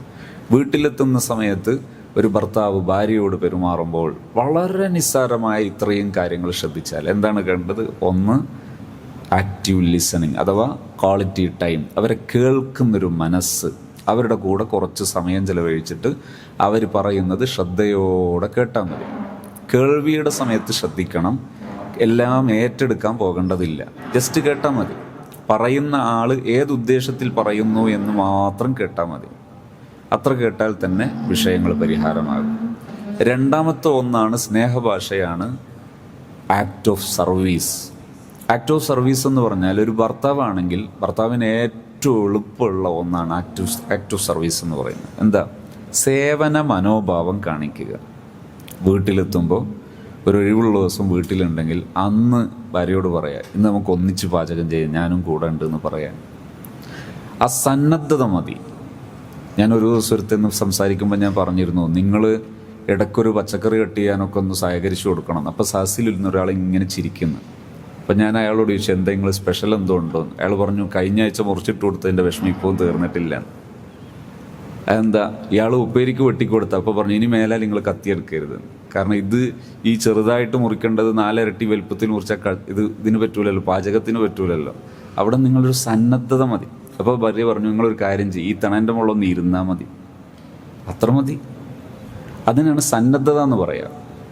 ഈ സന്നദ്ധതക്ക് പറയുന്ന ഒരു സാങ്കേതിക പ്രയോഗമാണ് ആക്ട് ഓഫ് സർവീസ്, ഒരു സേവന മനോഭാവം. അത് തിരിച്ച് ഭാര്യയുടെ പക്ഷത്തുനിന്നും അങ്ങനെ തന്നെയാണ്. രാവിലെ ഇയാൾ ഷർട്ട് ഒരു ഭാഗത്ത്, പാൻ്റ് ഒരു ഭാഗത്ത്, ബെൽറ്റ് ഒരു ഭാഗത്ത്, ഷൂ ഒരു ഭാഗത്ത്, എല്ലാം കാണുന്നിടത്ത് തന്നെ ഉണ്ട്. പക്ഷേ ഈ ഇറങ്ങാൻ സമയം വൈകിയാൽ കണ്ണിന് മുമ്പിലുള്ള സാധനം കാണൂല. ചിലപ്പോൾ കണ്ണട മുഖത്തുണ്ടാവും, പക്ഷെ കണ്ണട നോക്കി കിടക്കുന്നുണ്ടാവും. പൊതുവേ ഒരു സുഖമാണ്. അപ്പോൾ ഭാര്യയോട് ചോദിക്കുകയാണ്, എവിടെ ഷർട്ട്? അതിൻ്റെ മുകളിലെ കണ്ണ് നിങ്ങളെ മുഖത്തില്ലേ, നോക്കിയാൽ കാണൂലേ എന്ന് ചോദിക്കുന്നതിന് പകരം ആ ചോദിക്കാൻ നേരത്ത് അതൊന്ന് എടുത്തു കൊടുത്താലുണ്ടല്ലോ, അതൊരു സ്വർഗ്ഗമാണ്. ആ സ്നേഹഭാഷ ഒന്നുണ്ടായാൽ അതൊരു സ്വർഗമാണ്. പിന്നെ അവിടെ ഒത്തുചേരാൻ എളുപ്പമാണ്. എല്ലാ വിഷയങ്ങളിലും എല്ലാ പ്രശ്നവും തീരുമൊന്നും വേണ്ട. ഈ 5 കാര്യങ്ങളിൽ പ്രൈമറിയിൽ 5 സ്നേഹഭാഷയുണ്ട്. ഈ 5 സ്നേഹഭാഷയിൽ 2 എണ്ണത്തിൽ വിജയിച്ചാൽ ബറാബറാണ്. രണ്ടെണ്ണത്തിൽ വിജയിച്ചാൽ തന്നെ ജീവിതം കളറാകുന്നത് കാണാം. അതാണ് ഞാൻ നേരത്തെ സംഭവം പറഞ്ഞത്. 4 മാസം കൊണ്ട് എല്ലാവരും മധ്യസ്ഥവും തോറ്റത് എന്ത് ചെയ്യാണ്? പരിഹരിക്കാൻ, ഒറ്റ ആഴ്ച കൊണ്ട് പരിഹരിക്കാൻ ഭർത്താവ് ചെന്ന് ഇങ്ങോട്ട് ഇത് പറയാണ്. ഒരു ദിവസം എനിക്കൊരു കൗതുകം തോന്നാറുണ്ട്. അതായത് ഒരു ഹിഫ്ലുൽ ഖുർആനിൽ പഠിച്ചുകൊണ്ടിരിക്കുന്ന ഒരു വിദ്യാർത്ഥി ഉസ്താദ് ലീവ് പ്രഖ്യാപിച്ചപ്പോൾ എല്ലാ കുട്ടികളും ഇങ്ങനെ ആഹ്ലാദത്തോടെ തുള്ളിച്ചാടുമ്പോൾ ഒരു കുട്ടി ഒന്നും മിണ്ടാതിരുന്നു. ഉസ്താദ് റൂമിൽ പോകുമ്പോൾ റൂമിൻ്റെ അടുത്ത് ചെന്നിട്ട് കുട്ടി ചോദിച്ചു, ഉസ്താദെ എന്നെ നിങ്ങൾ ഇവിടെ തന്നെ നിർത്തുമോ ലീവിന്? അപ്പോൾ ഉസ്താദ് ചോദിച്ചു, എന്തേ മോന്? മോൻ പറഞ്ഞു, എൻ്റെ വീട്ടിൽ പോയാൽ തീരെ സ്വസ്ഥത ഉണ്ടാവില്ല. ഇന്നലെയും പോലീസൊക്കെ വന്നിട്ടുണ്ട് വീട്ടിൽ, അതുകൊണ്ട് വീട്ടിൽ എനിക്ക് പോകാൻ താല്പര്യമില്ല. അപ്പോൾ ഈ ഉസ്താദിന് സങ്കടമായി. ഇയാൾക്ക് ഫാമിലി അറിയാം, കുറേ കാലമായിട്ട് എന്നും അതന്നെ പരിപാടി. ഇയാൾക്ക് പോലീസായിരിക്കും, ഇടക്ക് രാഷ്ട്രീയക്കാരായിരിക്കും, ഇടക്ക് മഹല്ല് ടീമായിരിക്കും എന്നേ ഉള്ളൂ. മധ്യസ്ഥത്തിന് വരുമ്പോൾ ഒക്കെ തന്നെയാണ് അവിടുത്തെ പതിവ്. അപ്പോൾ ഇവിടെ എന്താണ്, കല്യാണം കഴിഞ്ഞിട്ട് 20 കൊല്ലത്തിൻ്റെ മേലെയായി ഇവർ കലഹിക്കാൻ തുടങ്ങിയിട്ട് ഇപ്പോൾ തീർന്നിട്ടില്ല. അപ്പോൾ ഈ ഉസ്താദ് എന്നോട് ചോദിച്ചു, ഉസ്താദേ എനിക്കൊന്ന് ഇതിൽ ഇടപെടാൻ പറ്റുമോ? അപ്പം ഞാൻ പറഞ്ഞു, എങ്ങനെ ഇടപെടാനാണ്? കാരണം ഇതൊന്ന് അന്റാർട്ടിക്കിലും ആർട്ടിക്കിലും കിടക്കുകയല്ലേ, ഇത് എവിടുന്ന ശരിയായ ഒന്ന് തമ്മിൽ കണ്ടു കിട്ടണ്ട. അപ്പോൾ എന്നോട് പറഞ്ഞു, ഞാൻ വിളിച്ചാൽ 2 ഫാമിലിയും വരും. അങ്ങനെ ഇവർ ഹാപ്പി സോൺ സെൻറ്ററിൽ വന്നു. സുബ്ഹാനല്ലാഹ്, സെൻറ്ററിൽ വന്ന തന്നെ ഒരു കുലുമാലായിട്ടാണ്. ഞാൻ അത്യാവശ്യമായിട്ട് എനിക്കൊരു പരിപാടിക്ക് പോകാനുള്ള ഒരു 50 മിനിറ്റ് ഗ്യാപ്പ് വെച്ചിട്ടാണ് ഇവർക്ക് സമയം കൊടുത്തത്. ഇവരൊരു 1/4 മണിക്കൂർ മുമ്പേ വന്നിട്ടുണ്ട്. അപ്പോൾ തുടങ്ങിയിട്ടുണ്ട് ബഹളം. ഇപ്പോൾ 1-2 തവണ ഞാൻ ഇവരോട് എൻ്റെ സൗമ്യമായ ഭാഷയിൽ പറഞ്ഞു, ദയവായിട്ട് നിങ്ങൾ കുറച്ച് സമയം ഒന്ന് അടങ്ങിയിരിക്കണം. 3-ാമത്തെ തവണ ഞാൻ ഇവരോട് പറഞ്ഞു, നിങ്ങൾ വന്നത് ഈ ഡോറിലൂടെ അല്ല, എന്നാൽ അതിലൂടെ തന്നെയാണ് തിരിച്ചു പോകേണ്ടത്, നിങ്ങൾക്ക് അതിലൂടെ പോകാം, ഇതെൻ്റെ സെൻറ്ററാണ്, ഇവിടെ വെച്ച് തമ്മിൽ സംസാരിക്കാൻ പാടില്ല. അപ്പോൾ 2 അടങ്ങി. അതിനുശേഷം ഞാൻ ഇവരെ 2 കേട്ടു. ഏകദേശം ഒരു മണിക്കൂറിൻ്റെ മേലെ കേൾക്കേണ്ടി വന്നു. സമയം തീർന്നപ്പോൾ ഞാൻ ഇവരെ കേൾവി കഴിഞ്ഞതിന് ശേഷം ചാവി ഉസ്താദിൻ്റെ കൈ കൊടുത്തിട്ട് ഞാൻ പറഞ്ഞു, പൂട്ടൽ നിങ്ങൾ പൂട്ടിക്കോ, ഞാൻ പോവുകയാണ്. അങ്ങനെ അവിടുന്ന് പോന്നു. അങ്ങനെ 2 കൊല്ലം കഴിഞ്ഞപ്പോഴും 3 കൊല്ലത്തിന് ശേഷം ഒരു ദിവസം ഞാൻ എൻ്റെ ടൗണിലൂടെ ഇങ്ങനെ നടക്കുമ്പോൾ ഒരു സഹോദരി ഇങ്ങനെ കുഞ്ഞിൻ്റെ കൈയും പിടിച്ചിട്ട് ഇങ്ങനെ എൻ്റെ അടുത്തേക്ക് വരുന്നു. അത് എന്നെ അറിയാമോ എന്ന് ചോദിക്കുന്നു. അപ്പോൾ എനിക്കിവരെ അറിയില്ല, കാരണം പലരും വരുന്നതല്ലേ. അപ്പോൾ ഞാൻ അറിയില്ല എന്ന് പറഞ്ഞു, കാരണം എനിക്ക് പോവുകയും ചെയ്യണം, ഇത് അങ്ങാടിയുമാണ്, അങ്ങാടിയിൽ നിന്ന് സ്വാഭാവികമായിട്ടും വന്ന് ചോദിക്കുമ്പോൾ അതിൻ്റെതായ അനൗചിത്യം ഉണ്ടാവുമല്ലോ. എന്നോട് പറഞ്ഞു, ഇത് ഉസ്താദിൻ്റെ അവിടെ വന്നതിന് ശേഷം ഉണ്ടായ കുട്ടിയാണ്.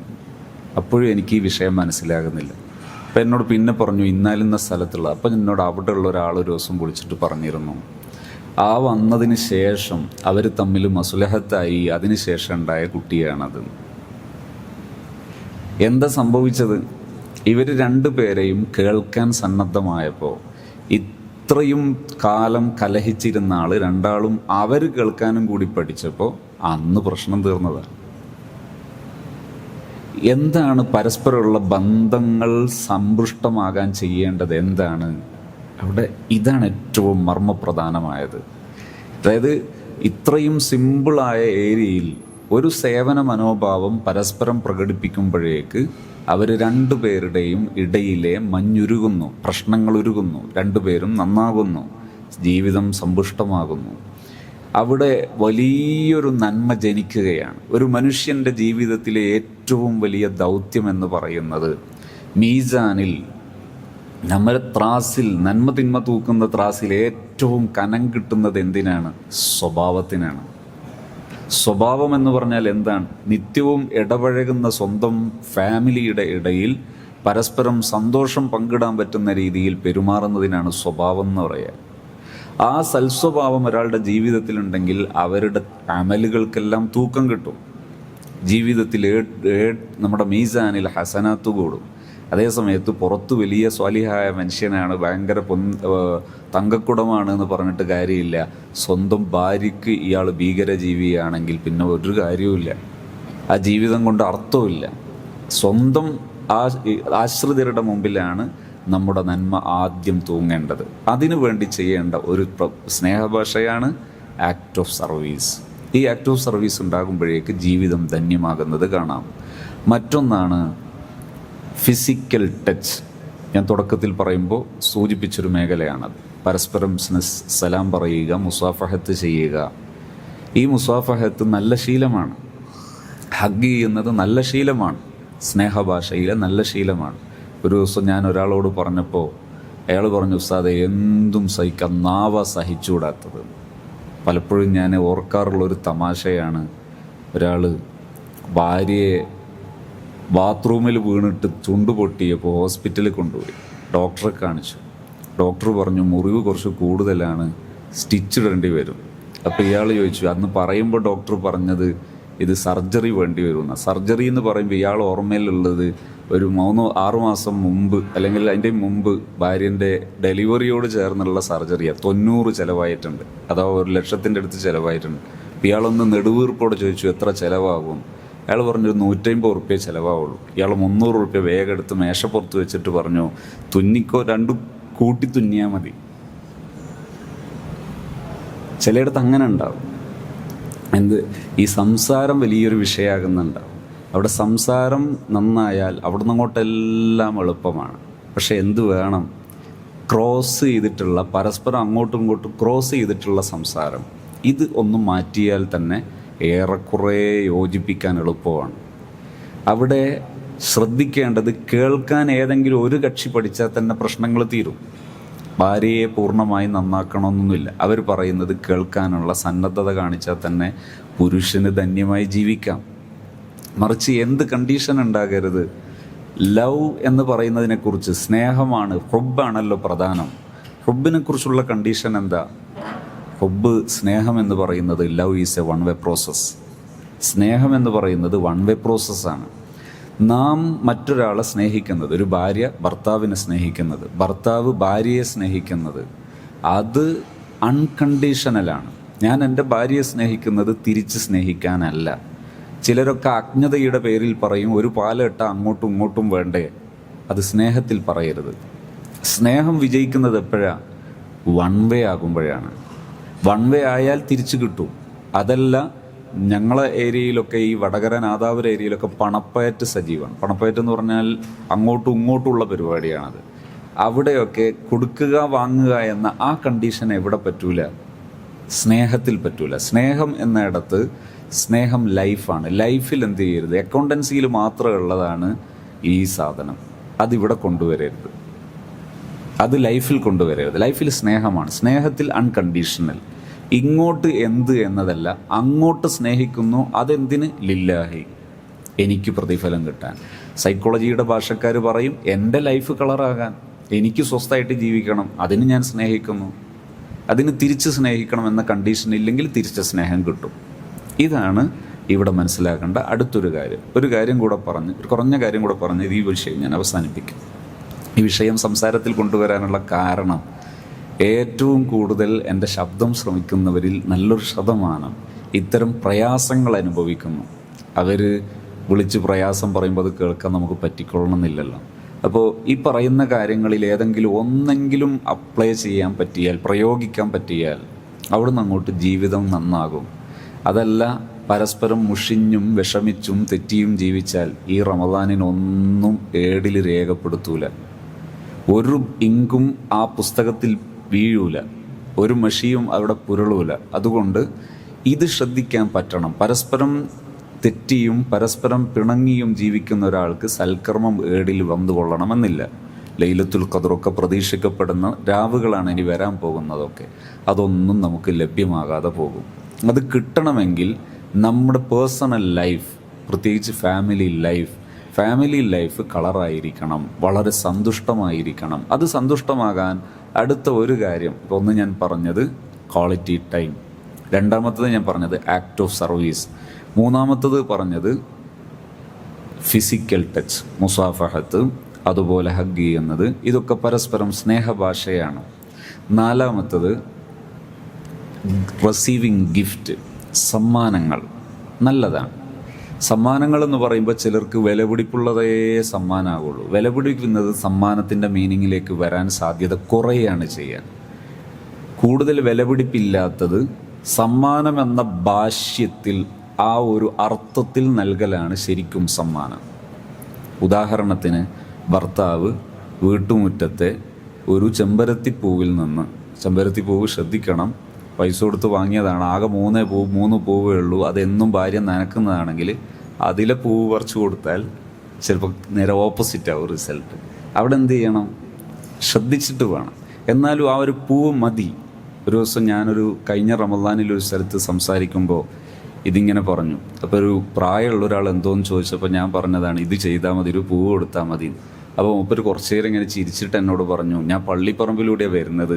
പെണ്ണുങ്ങൾ ചോദിക്കും ഇന്നും നിങ്ങളതിലൂടെ ഈ പറമ്പിലൂടെ തന്നെ ഇന്നും വന്നതില്ലെന്ന്. കാരണം അവിടെ നിന്ന് എന്തോ പറ്റിയതാണെന്ന് ചിന്തിക്കും എന്നർത്ഥത്തിൽ. അങ്ങനെയൊന്നും ചിന്തിക്കൂല കേട്ടോ. ശരിക്കും പറഞ്ഞാൽ ജസ്റ്റ് ഒരു റിസീവിങ് ഗിഫ്റ്റ് എന്ന സംഗതി സ്വഭാവം ഉണ്ടെങ്കിൽ റിസൾട്ട് കാണും, നല്ല ഫലം ഉണ്ടാകും, നല്ല മാറ്റം ഉണ്ടാകും. അവിടെ വിലപിടിപ്പുള്ള, പ്രത്യേകിച്ച് സ്ത്രീകൾക്കൊക്കെ ആണെങ്കിൽ നല്ല സുഖ, എന്താ ഒരു വളയോ ചെറിയൊരു മാലയോ അതല്ലെങ്കിൽ ഒരു മുടിപ്പിന്നോ അങ്ങനത്തെ എന്തോന്നേ വേണ്ട, ഒരു ക്ലിപ്പൊക്കെ മതി, അത്രേ ആവശ്യമുള്ളൂ. അതും അല്ലെങ്കിൽ ഇപ്പോഴൊക്കെ സ്റ്റേഷനറി ഷോപ്പിലൊക്കെ 25 രൂപക്കുള്ള ചെറിയ ഇതൊക്കെ കാണാൻ നല്ല മൊഞ്ചുണ്ടാവും, ചെറിയ പൈസയേ ഉണ്ടാവുള്ളൂ. പൈസ വരെ അറിയണമെന്നില്ല, അത് കൊടുത്താൽ മതി. അതിനെ അറിഞ്ഞാലും കുഴപ്പമൊന്നുമില്ല. ഈ റിസീവിങ് ഗിഫ്റ്റ് എന്ന് പറയുന്നത് നല്ല സ്വഭാവമാണ്, നല്ല മാറ്റം ഉണ്ടാകും, അതിൽ നല്ല റിസൾട്ട് ഉണ്ടാകും. അപ്പോൾ ഒന്ന് ഞാൻ പറഞ്ഞത് quality time, act of service, physical touch, receiving gift. ഈ 5 സ്നേഹഭാഷകൾ ഫോളോ ചെയ്യുന്ന ഒരാൾക്ക് ഇൻഷാ അല്ലാഹ് നല്ല ലൈഫ് വളരെ സ്വസ്ഥമായിരിക്കും. ഇവിടെ ശ്രദ്ധിക്കേണ്ടത് മുത്തുനബി സല്ലല്ലാഹു അലൈഹി വസല്ലം തങ്ങൾ നമുക്ക് പഠിപ്പിച്ചു തന്ന ഒരാശയമാണ്, പരസ്പരം പരിഗണിച്ച് ജീവിക്കാൻ എളുപ്പമാണ്, പരസ്പരം ഇഷ്ടം പങ്കുവെച്ച് ജീവിക്കാൻ എളുപ്പമാണ്. അവിടെ എല്ലാവരും ഒരുപോലെയാകണം, എല്ലാവരും നന്നായിട്ട് ജീവിതം നന്നാക്കണം എന്ന ചിന്ത ആദ്യം മാറ്റിവെക്കണം. അതായത് ഭാര്യ ഒന്ന് നന്നായിട്ട് വേണം, എനിക്കെൻ്റെ സ്വഭാവം നന്നാക്കാൻ, അങ്ങനെ ചിന്തിച്ചാൽ നടക്കൂല. ഭർത്താവ് നന്നായിട്ട് വേണം എൻ്റെ സ്വഭാവം നന്നാക്കാൻ എന്ന് ചിന്തിച്ചാലും നടക്കൂല. പകരം അവനവൻ ഏറ്റെടുക്കുക ലൈഫിലെ സന്തോഷം. അങ്ങനെ ഏറ്റെടുക്കുകയാണെങ്കിൽ ലൈഫ് കളറാകും, ലൈഫ് സന്തോഷമാകും. ഒരു കാര്യം മനസ്സിലാക്കുക, അല്ലാഹു സുബ്ഹാനഹു വ തആല നമുക്ക് ഏൽപ്പിച്ച ഉത്തരവാദിത്വമാണ് ജീവിതം സന്തുഷ്ടമായിട്ട് ജീവിക്കുക, സന്തോഷത്തോടെ ജീവിക്കുക എന്നത്. വേർഡ് ഓഫ് അഫർമേഷൻ എന്ന് പറഞ്ഞാൽ നബി സല്ലല്ലാഹു അലൈഹി വസല്ലം തങ്ങൾ 5ാമത്തെ സ്നേഹഭാഷയാട്ടോ. എന്താണ്? നബി സല്ലല്ലാഹു അലൈഹി വസല്ലം തങ്ങൾ സ്നേഹിക്കുന്ന ഒരാളോട് പറയും, എനിക്ക് നിന്നെ ഇഷ്ടമാണ്. ഇപ്പോൾ ഭാര്യയോട് പറയണം, ഭക്ഷണം ഇഷ്ടം നന്നായിട്ടുണ്ടെങ്കിൽ നിൻ്റെ ഭക്ഷണം നല്ല ഉഷാറാണ്. ഞാനൊരിക്കലും ഓർക്കാറുണ്ട്, അള്ളാഹു നെല്ലിക്കുത്തുസ്താദ്, അള്ളാഹു പരലോകം ദറജ ഉയർത്തി കൊടുക്കുമാറാകട്ടെ. വലിയ ബുദ്ധിശാലിയാണ്, വലിയ ഒരു പണ്ഡിത ലോകത്തെ വളർത്തിയ വലിയ മഹാനാണ്. ഞങ്ങൾക്ക് ക്ലാസ് എടുക്കുന്ന സമയത്ത് അവസാനം ചില ടിപ്സുകൾ പഠിപ്പിച്ചു തരുന്ന കൂട്ടത്തിൽ ഒരിക്കൽ ഉസ്താദിൻ്റെ ആദ്യകാലത്ത് ഒരു ശിഷ്യൻ പറഞ്ഞു, ഒരു വ്യാഴാഴ്ച ഉസ്താദ് 2-3 കുറ്റിയടിക്കാൻ പോകണം, അത് കഴിഞ്ഞിട്ട് വീട്ടിലും എത്തണം, കുറേ പരിപാടിയുണ്ട്. അപ്പോൾ ഒരു ശിഷ്യൻ പിന്നാലെ കൂടി, ഉസ്താദെ വീട്ടിൽ പോകാനേ പറ്റൂല, അത്രയും വിഷമത്തില്, പിരിയലല്ലാത്ത ഒരു വഴിയും എൻ്റെ മുമ്പിലില്ല. അപ്പോൾ ഉസ്താദ് പ്രശ്നമൊക്കെ കേട്ടതിന് ശേഷം പറഞ്ഞു, നീ ഭാര്യയോട് ഞാൻ പറയുന്നത് പറയണം. അപ്പോൾ ഓക്കെ എന്ന് പറഞ്ഞു. ഉസ്താദ് പറഞ്ഞു പെന്നും കടലാസും എടുക്കാൻ പറഞ്ഞു. അതിന് പെന്നും കടലാസും എടുത്ത് എഴുതാൻ പറഞ്ഞു. എന്താണ്? 1ാമത്തെ സെൻറ്റൻസ്, എനിക്ക് നീ ഇല്ലാതെ ഉറങ്ങിയാൽ ഉറക്കം വരൂല. 1. 2ാമത്തത്, നിൻ്റെ കൈ കൊണ്ടുണ്ടാക്കുന്നൊരു ഭക്ഷണം അത് കഴിച്ചാലേ എനിക്കൊരു റാഹത്താകുള്ളൂ. ഇങ്ങനെ 2-3 സെൻറ്റൻസ് ഇത് എഴുതിയിട്ട് വായിക്കാൻ പറഞ്ഞു. എന്നിട്ട് പറഞ്ഞു, ഇത് ഭാര്യയോട് ഒരാഴ്ച പറഞ്ഞിട്ട് വരാൻ പറഞ്ഞു. ഉസ്താദ് പറഞ്ഞു, അടുത്ത ആഴ്ച നോക്കുമ്പോൾ ഇയാൾ കോഴിക്കോട് ബസ് സ്റ്റാൻഡിൽ, ഉസ്താദ് വന്ന് ബസ് പോകുന്ന കാലമാണ് പോലും, കാത്തു നിൽക്കുന്നത്. എന്താ ഉസ്താദ് എല്ലാ പ്രശ്നവും തീർന്ന് റാഹത്തായി. എന്തേ? ഭാര്യയോട് ഇത് പറഞ്ഞതോടുകൂടെ അവരെ എല്ലാ പ്രശ്നവും തീർന്നു. ഭാര്യയോട് ഓപ്പണായിട്ട് പറയണം, നീ ഉണ്ടാക്കിയ ഭക്ഷണം ഉഷാറായിട്ടുണ്ട്. അതുപോലെ അവരൊരു നല്ല ഡ്രസ്സ് ഇട്ടാൽ പ്രത്യേകിച്ച് ശ്രദ്ധിക്കണം, ഇത് ഉഷാറായിട്ടുണ്ട് എന്ന് പറയണം. അവരുദ്ദേശിക്കുന്നത് പോലെ പറയാൻ ഈ ജന്മത്തിൽ നിങ്ങൾക്ക് കഴിഞ്ഞോളന്നില്ല. കാരണം അവരുദ്ദേശിക്കുക മാക്സിൻ്റെ അടിയിലെ ഒരു പുള്ളിയൊക്കെയാണ്. അതൊക്കെ നോക്കണമെങ്കിൽ ഈ ജന്മത്തിൽ നമുക്ക് പറ്റിക്കൊള്ളണമെന്നില്ല. പക്ഷെ എന്നാലും എന്ത് പറഞ്ഞാൽ മതി? ഉഷാറായിട്ടുണ്ട് എന്ന് പറഞ്ഞാൽ മതി. ഒരു ഡ്രസ്സ് ഇട്ടാൽ അത് ഉഷാറായിട്ടുണ്ട് എന്ന് പറയാൻ ശ്രദ്ധിക്കണം. എന്നാൽ തന്നെ അവിടെ നിന്ന് അങ്ങോട്ട് ധന്യമായിരിക്കും ജീവിതം. ഈ 5 സ്നേഹഭാഷ നബി സല്ലല്ലാഹു അലൈഹി വസല്ലം തങ്ങൾ വളരെ പ്രായോഗികമായി പഠിപ്പിച്ച് വിജയിപ്പിച്ച ഒരനുഭവമാണ്. ഇത് ഉൾക്കൊണ്ട് ജീവിക്കുന്ന പക്ഷം ജീവിതം എന്നും സന്തോഷമാണ്. സത്യവിശ്വാസിയുടെ ജീവിതം എന്നും അങ്ങനെയാണ്. നിങ്ങൾ ഔലിയാക്കളെ കേട്ടിട്ടില്ലേ? അലാ ഇന്ന ഔലിയാ അല്ലാഹി ലാ ഖൗഫുൻ അലൈഹിം വലാ ഹും യഹ്സനൂൻ. ഔലിയാക്കൾക്ക് എന്നും ദുഃഖം ഉണ്ടാവില്ല, ടെൻഷൻ ഉണ്ടാവില്ല. അവർ വളരെ ടെൻഷൻ ഫ്രീ ലോകത്താണ്. എന്തുകൊണ്ടാണ്? അല്ലദീന ആമനു വക്കാനു യത്തഖൂൻ, അവർ ഈമാനും തഖ്വയും കാണിച്ചു. എന്താ ഈമാനും തഖ്വയും? ഒന്നിച്ച് ജീവിക്കുന്നവരോട് ഈ പറയുന്ന പെരുമാറ്റമാണ് തഖ്വ എന്ന് പറയുന്നതിൽ ഏറ്റവും പ്രധാനപ്പെട്ടത്. നിങ്ങൾ നോക്ക്, സയ്യിദിന സുൽത്താനുൽ ആരിഫീൻ അഹ്മദുൽ കബീർ റിഫായി റളിയല്ലാഹു അൻഹു മഹാനവർകളെടുത്തൊരു ശിഷ്യൻ വിഷമം പറയാൻ വേണ്ടി വന്നു. എന്താ, എത്ര വലിയ പണ്ഡിതനാണെങ്കിലും വീട്ടിൽ നിന്ന് പെണ്ണുങ്ങളെടുത്തുനിന്ന് തെറ്റിയാൽ അടപ്പൂരും. മൂപ്പരോട് വാശിക്ക് നിന്നാൽ അതോടുകൂടെ മൂപ്പരെ പിരി തീർത്ത് ലൂസാവും. അപ്പോൾ ഈ പണ്ഡിതനായ ശിഷ്യൻ പരാതി പറയാൻ വേണ്ടി വന്നു. ഒരു സ്വസ്ഥതയില്ല വീട്ടിൽ, എന്തെങ്കിലും ഒരു പരിഹാരം ഉണ്ടാക്കി തരണം. അപ്പോൾ വീട്ടിൻ്റെ മുറ്റത്തെത്തി പോകുമ്പോൾ റിഫായി ശൈഖ് റളിയല്ലാഹു അൻഹുവിനെ ഇതിനേക്കാൾ കാർക്കശ്യപൂർണമായി വരച്ച വരയിൽ നിർത്താൻ വേണ്ടി ഭാര്യ സംസാരിക്കുന്നത് ശിഷ്യൻ കേൾക്കുക. അപ്പോൾ മൂപ്പര് കരുതി ഇവിടെ ഇത്ര പ്രശ്നം ഉണ്ടെങ്കിൽ ഇത്ര എൻ്റെ വീട്ടിലില്ല, തിരിച്ചു പോകാം. മൂപ്പര് തിരിച്ചു പോകുമ്പോൾ റിഫായി ശൈഖ് റളിയല്ലാഹു അൻഹു പുറത്തു വന്നു. ഇയാളോട് വിഷയങ്ങൾ എവിടെ പോകുന്നത്, തിരിച്ചു വരാൻ പറഞ്ഞു. മൂപ്പര് പറഞ്ഞു, ഞാൻ എൻ്റെ വീട്ടിലെ പ്രശ്നം പറയാൻ വന്നതാ, ഇത്ര വീട്ടിലില്ല, ഇത്ര എൻ്റെ വീട്ടിലില്ല, അതുകൊണ്ട് റാഹത്താണ്, ഞാൻ തിരിച്ചു പോവാണെന്ന്. റിഫായി ശൈഖ് റളിയല്ലാഹു അൻഹു പറഞ്ഞു, മോനെ നീ ഒരു കാര്യം മനസ്സിലാക്കേണ്ടത്, നമ്മുടെ ഭാര്യയെ നാം അംഗീകരിക്കാൻ. ഞാൻ എൻ്റെ ഭാര്യ എന്നോട് മോശമായിട്ട് പെരുമാറുമ്പോൾ ഞാൻ അവൾക്ക് വേണ്ടി ദുആരക്കും, അവൾക്ക് വേണ്ടി ഞാൻ ദുആ ചെയ്യും. കാരണം അവളുടെ ആ പെരുമാറ്റം എന്നെ വീണ്ടും വീണ്ടും വീണ്ടും മോൾഡ് ചെയ്യാണ്. അവൾ അങ്ങനെ പെരുമാറുമ്പോൾ ഞാൻ അത് പ്രാക്ടീസ് ചെയ്യാണ്. കാരണം എൻ്റെ റബ്ബിൻ്റെ അടുക്കൽ ഞാൻ പ്രിയപ്പെട്ടവനാകുന്നത് എപ്പോഴാണ്? ഭാര്യ ഇങ്ങോട്ട് മോശമായി പെരുമാറുമ്പോഴും അങ്ങോട്ട് അവരെ ആദരിക്കുകയും അങ്ങോട്ട് അവർക്ക് സ്നേഹം നൽകുകയും ചെയ്യുമ്പോഴാണ് ഞാൻ നല്ലവനാകുന്നത്. അതുകൊണ്ട് എൻ്റെ ഭാര്യയുടെ സാന്നിധ്യം കൊണ്ടാണ് ഞാൻ നല്ലവനാകുന്നത് എന്നതുകൊണ്ട് ഞാൻ അവർക്ക് വേണ്ടി ദുആ ചെയ്യുന്നു. സയ്യിദുനാ ഉമർ ഇബ്നുൽ ഖത്താബ് റളിയല്ലാഹു അൻഹു ഏത് പോക്കിരിയും ഭയപ്പെട്ട നേതാവാണ്. പക്ഷേ ആ ഉമർ റളിയല്ലാഹു അൻഹുവിനോട് ഇതുപോലെ അനുഭവം കാണാം. സ്വഹാബിയായ ഒരാൾ പരാതി പറയാൻ വരുന്നു. ചെന്ന് നോക്കുമ്പോൾ അവിടെ ഇതിനേക്കാൾ കടുപ്പാണ്. ഉമർ റളിയല്ലാഹു അൻഹു പറഞ്ഞത് ഇതന്നെ, മോനെ ഇവിടെ നമ്മൾ നമ്മുടെ ഭാര്യയോട് പെരുമാറുമ്പോൾ ഈ പെരുമാറ്റമാണ് ശ്രദ്ധിക്കേണ്ടത്. അവരോടുള്ള നമ്മുടെ സമീപന രീതിയിൽ അവരെനിക്കൊരുപാട് ഗുണം ചെയ്യുന്നുണ്ട്, അതിനനുസരിച്ച് എനിക്ക് തിരിച്ചു ചെയ്യാൻ പറ്റുന്നില്ല. അതുകൊണ്ട് ഇത് ഞാൻ പൂർണ്ണമായി അക്സെപ്റ്റ് ചെയ്യുന്നു. ഈ സ്വീകാര്യമാകുന്ന സമയത്ത് എന്താ ഇതിൻ്റെ നേട്ടം? ലഹുമുൽ ബുസ്റാ ഫിൽ ഹയാത്തി ദുനിയ വഫിൽ ആഖിറ, അവർക്ക് ദുനിയാവിലെ ജീവിതത്തിൽ സന്തോഷമാണ്. ഫിൽ ഹയാത്തി ദുനിയ, ദുനിയാവിലെ ജീവിതത്തിൽ അൽ ബുസ്റ, വലിയ സന്തോഷം. സന്തോഷം എന്നതിലെ അറബി വാചകം ഉപയോഗിക്കുമ്പോൾ അതിൽ ഏറ്റവും ടോപ്പ് വേർഡാണ് ഇസ്മു തഫ്ലീൽ. ആ ഇസ്മു തഫ്ലീലിനെ മുഅന്നസായിട്ട് ഉപയോഗിക്കുമ്പം അർത്ഥം കൂടുമെന്നാണ്. ആ പ്രയോഗമാണ് അൽ ബുസ്റ. എവിടെ? ഫിൽ ഹയാത്തി ദുനിയ, സന്തോഷമാണ് ദുനിയാവിലെ ജീവിതത്തിൽ, വഫിൽ ആഖിറ, പരലോകത്ത്. എന്താണ് അവിടുത്തെ മൈൻഡ് സെറ്റ്? ലാ തബ്ദീല ലി കലിമാത്തില്ലാ, അല്ലാഹു സുബ്ഹാനഹു വ തആല എനിക്ക് വേണ്ടി സെറ്റ് ചെയ്ത് തന്ന ഇതിന് യാതൊരു ചേഞ്ചും ആവശ്യമില്ല. ഞാൻ അക്സെപ്റ്റ് ചെയ്യുന്നു ആസ് ഷീ ആസ്. ഇപ്പോൾ എൻ്റെ ഭാര്യ എങ്ങനെയാണോ അങ്ങനെ ഞാൻ അക്സെപ്റ്റ് ചെയ്യുന്നു. എവിടെയും മാറ്റം ആവശ്യമില്ല. ഉള്ളതിനെ ഉള്ളതുപോലെ ഞാൻ അംഗീകരിക്കുന്നു, ഞാൻ അതിൽ സംതൃപ്തനാകുന്നു. എന്നാൽ ദാലിക്കൽ ഫൗസുൽ അദീം, അത് ടോപ്പസ്റ്റ് സക്സസ് ആണ്, ഏറ്റവും നല്ല ഒരു വിജയമാണത്. വലിയ വിജയമാണ് ഈ ഒരു സമീപനം. ഇങ്ങനെ ചിന്തിക്കാനും കൂടെ പറ്റിയാൽ മനസ്സ് ശുദ്ധമാകും.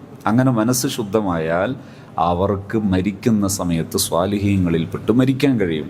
ഈ റമദാനൊക്കെ ആകുമ്പോൾ അല്ലാഹു നമുക്ക് തൗഫീഖ് നൽകുമാറാകട്ടെ. റമദാനിലൊക്കെ പ്രാക്ടീസ് ചെയ്യാൻ പറ്റിയ ഏറ്റവും സ്വാലിഹായ അമലാണ് ഈ ഒരു അമൽ. കാരണം പലർക്കും പ്രഷർ കൂടുകയും കുറയുകയൊക്കെ ചെയ്യുന്ന സമയമാണ് ഈ നോമ്പ് തുറയോട് അടുക്കുന്ന സമയത്ത്. അന്നേരം എല്ലാവരും തനി രൂപവും പുറത്തു വരുന്ന ഒരു സമയമാണ്. വീട്ടിലൊക്കെ ആകുമ്പോൾ പ്രത്യേകിച്ച് ഇത് കാണുക. ആ സമയത്തൊക്കെ ഇത് പരിശീലിക്കുക, ഈ പെരുമാറ്റങ്ങൾ പരിശീലിക്കുക. അങ്ങനെ പരിശീലിച്ചാൽ അതാണ് ഏറ്റവും വലിയ അമൽ. അതോടൊപ്പം റമദാനിൽ നമ്മളൊക്കെ നേരത്തെ എപ്പോഴും ശീലിക്കുന്നത് പോലെ ഇവിടെ നമ്മൾ അൽഹംദുലില്ലാ തുറയോടടുത്തുകൊണ്ടിരിക്കുന്ന സമയം, ആയിരക്കണക്കിന് ആൾക്കാർ 3, 4, 4000, 5000 പേരൊക്കെ ഒന്നിച്ച് നോമ്പ് തുറക്കുന്ന ഒരു അത്യപൂർവമായ അനുഗ്രഹീത നിമിഷം. ഒന്ന് നോമ്പ് തുറ, അത് തന്നെ വലിയൊരു സാലിഹായ അമലാണ്. രണ്ടാമത്തത് നോമ്പ് തുറപ്പിക്കുന്ന സദസ്സ്. ഒരുപാട് നല്ല മുഅ്മിനീങ്ങൾ അവരുടെ നല്ല നീയത്തോടുകൂടെ ആയിരക്കണക്കിന് ആൾക്കാരെ നോമ്പ് തുറപ്പിക്കുന്ന സദസ്സ്. അതുപോലെ മറ്റൊന്ന് മുഅ്മിനീങ്ങൾ ഒരുമിച്ച് കൂടുന്ന സദസ്സ്. നമ്മുടെ ഈ സദസ്സിൽ വന്ന ധാരാളം സഹോദരന്മാർ അവരൊക്കെ അള്ളാഹുവിൻ്റെ വീടായ പള്ളിയിൽ ആർക്കും ഭക്ഷണം കഴിക്കാനില്ലാത്ത കാലമൊന്നുമല്ലല്ലോ. പണ്ടൊക്കെയാണ് അങ്ങനെ ആലോചിക്കുക. ഭക്ഷണം കഴിക്കാനില്ലാഞ്ഞിട്ട് വരുന്നതല്ല, മുഅ്മിനീങ്ങളുടെ ഒരു സദസ്സിൽ പങ്കെടുക്കുക, അതും വലിയൊരു പള്ളിയുമായി ബന്ധപ്പെട്ട് ബറക്കത്തുള്ളൊരു കേന്ദ്രത്തിൽ നോമ്പ് തുറയുടെ സദസ്സിൽ പങ്കെടുക്കുക എന്നുള്ള നിയ്യത്തോടെയാണ് ഈ വരുന്ന നല്ല മുഅ്മിനീങ്ങളൊക്കെ. ഒരുപാട് നല്ല മനുഷ്യന്മാർ, രൂപവും ഭാവവും ഏതാണെന്നൊന്നും നോക്കിയിട്ട് ആൾക്കാരെ നന്മ പറയാൻ കഴിയില്ല. ഒരുപാട് നല്ല മനുഷ്യന്മാർ ഈ കൂട്ടത്തിലുണ്ടാകും. അങ്ങനെയൊക്കെ ഉള്ളവരുള്ള നല്ലൊരു സദസ്സ്, നല്ലൊരു ഒത്തുചേരൽ. അപ്പോൾ ഇത്തരം നല്ല കാര്യങ്ങളൊക്കെ പരമാവധി നമ്മൾ ഉപയോഗപ്പെടുത്തണം.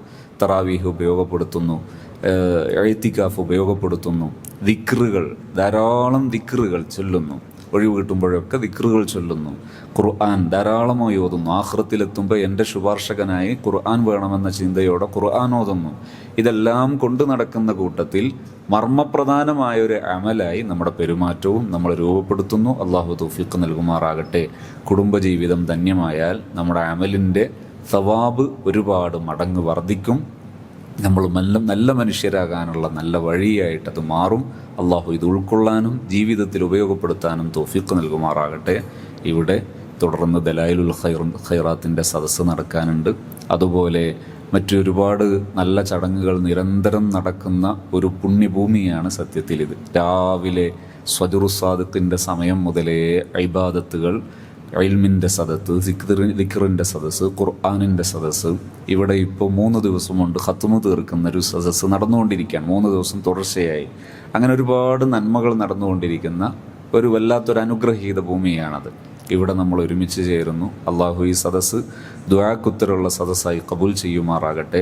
നമ്മുടെ എല്ലാ സംരംഭങ്ങളും, നമ്മുടെ എല്ലാ ഖിദ്മത്തുകളും അള്ളാഹു നമുക്ക് ദുനിയാവിലും ആഖിറത്തിലും സന്തോഷിക്കാൻ കാരണമാകുന്ന അമലായി സ്വീകരിക്കുമാറാകട്ടെ. അൽഹംദുലില്ലാഹി റബ്ബിൽ ആലമീൻ ഹംദൻ യുവാഫി നിഅമഹു വയുകാഫിഉ മസീദ. اللهم صل وسلم وبارك على سيدنا محمد وعلى آل سيدنا ومولانا محمد. അർഹമുർറാഹിമീനായ അല്ലാഹ്, ഞങ്ങളെല്ലാവരെയും നീ സ്വീകരിക്കണേ റഹ്മാനെ. നിൻ്റെ വീടായ പള്ളിയിൽ ഇൽമിൻ്റെ സദസ്സിൽ ഞങ്ങൾ ഇരിക്കുന്നു. ഞങ്ങൾ വലിയ പ്രതീക്ഷയുള്ളവരാ. 2 കൈയും നീട്ടി നിന്നോട് മാപ്പ് പറയുന്നു. ഞങ്ങളെല്ലാ ദോഷങ്ങളും ഞങ്ങൾക്കെല്ലാവർക്കും നീ പൊറുക്കണേ റഹ്മാനെ. ഞങ്ങളെ ശബ്ദം കേൾക്കുന്ന ഒരുപാട് കൂട്ടുകാർ, ഒരുപാട് സഹോദരന്മാർ, സഹോദരിമാർ ദുആ ചെയ്യാൻ വേണ്ടി വലിയ പ്രതീക്ഷയോട് ആവശ്യപ്പെടാറുണ്ട്. പടച്ചോനെ, അവരുടെ മനസ്സറിയുന്നവരും ജീവിതം അറിയുന്നവരും നീയാണ്. നീ എല്ലാവർക്കും ഉത്തരം തരണേ അല്ലാഹ്. നീ ഞങ്ങളെല്ലാവരെയും ഏറ്റെടുക്കണേ റഹ്മാനെ. ഞങ്ങളെ ജീവിതാവശ്യങ്ങളിലെല്ലാം നീ ഞങ്ങളെ സഹായിക്കണേ റഹ്മാനെ. ഏറ്റവും ഉപരി ഈമാനോടെ ജീവിക്കണം, തഖ്വയോടെ ജീവിക്കണം. നീ അതിന് തൗഫീഖ് തരണേ അല്ലാഹ്. ഞങ്ങളെ ഇൽമ് നാഫിയാക്കണേ അല്ലാഹ്. നാഫിയായ ഇൽമ് ധാരാളം വർദ്ധിപ്പിച്ചു തരണേ റഹ്മാനെ. ഞങ്ങൾ പഠിക്കുന്നതനുസരിച്ച് ജീവിക്കാനും ആ ജീവിതം പ്രചരിപ്പിക്കാനുള്ള തൗഫീഖ് നൽകണേ റഹ്മാനെ. ഞങ്ങളെ സംരംഭങ്ങളെല്ലാം നീ വിജയിപ്പിക്കണേ അല്ലാഹ്. അല്ലാഹുവേ, ഈ ഭവനം, ഈ ജാമിഉൽ ഫുതൂഹ്, ഇതിലേക്ക് ഒരുപാട് പേര് സഹായിച്ചവരുണ്ട്. ലക്ഷക്കണക്കിന് മുഅ്മിനീങ്ങൾ സഹായിച്ചതാ. എല്ലാവരെയും നീ സഹായിക്കണേ റഹ്മാനെ. ഈ അമ്പരചുംബി ഈ രാജ്യത്തെ മുഅ്മിനീങ്ങൾക്കെല്ലാം അന്തസ്സായി ഉയർത്തി നിൽക്കാൻ അതിന് മുന്നിൽ നിന്ന് നേതൃത്വം നൽകിയ സുൽത്താനുൽ ഉലമ, നീ നല്ല ആഫിയത്തും ഹിമ്മത്തുള്ള ദീർഘായുസ്സു നൽകി ഞങ്ങളെ അനുഗ്രഹിക്കണേ റഹ്മാനെ. ഇതിന് മുന്നിൽ നിന്ന് നയിക്കുന്ന അബ്ദുൽ ഹക്കീം ഉസ്താദ്, നീ നല്ല ആഫിയത്തുള്ള ദീർഘായുസ്സു നൽകണം റഹ്മാനെ. ഇതിന് ഖിദ്മത്ത് ചെയ്യുന്ന, ഇതിനു വേണ്ടി അധ്വാനിക്കുന്ന, ഇതിനെ സഹായിക്കുന്ന എല്ലാ വിശ്വാസികൾക്കും നീ ഖൈറ് നൽകണേ അല്ലാഹ്. എല്ലാവർക്കും നീ ഖൈറ് നൽകണേ റഹ്മാനെ. ജീവിതാവശ്യങ്ങളൊക്കെ നിറവേറ്റിത്തരണേ അല്ലാഹ്.